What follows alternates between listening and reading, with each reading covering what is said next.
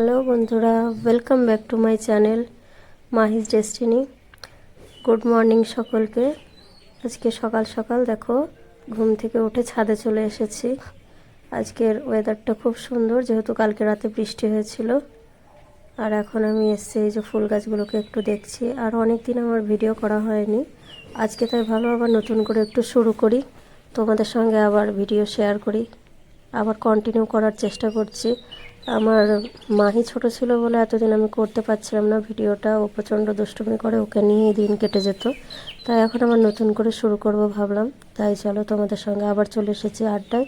তোমরা যদি পাশে থাকো তাহলে অবশ্যই আমি ভিডিওটাকে কন্টিনিউ করতে পারবো। আর তোমরা যারা আমার চ্যানেলটা নতুন দেখছো তারা সাবস্ক্রাইব করে পাশে থেকো। এই দেখো এখান থেকে আমাদের চার্চটাও দেখা যাচ্ছে, ওই যে। আর চারিদিকটা পুরো মেঘলা ওয়েদার, দেখো কত সুন্দর লাগছে। অনেক দিন পর আবার ভিডিও করছি, ভাবছিলাম অনেক দিন থেকে শুরু করব কিন্তু হয়ে উঠছিল না, তাই আজকে শুরু করলাম। এই যে আমাদের ছাদে সব ফুল গাছ, বৃষ্টির সময় মেঘলা মেঘলা আবহাওয়ায় গাছপালা দেখতে একটু অন্যরকম লাগে।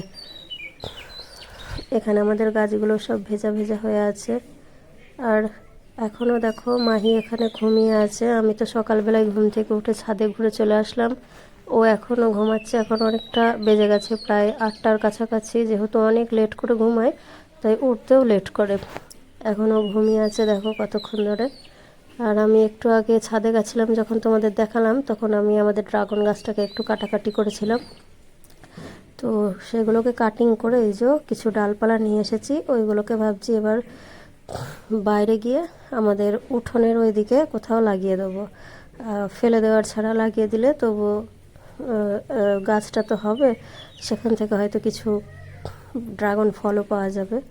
তো চলো আজকের ভিডিওটা আমার এইটুকুই। তো তোমাদেরকে আবারও বলবো, প্লিজ সাবস্ক্রাইব করে আমার চ্যানেলটির পাশে থেকো, আমার সাথে থেকো এবং ভালোবাসা দিও যাতে ভিডিওগুলো কন্টিনিউ করতে পারি।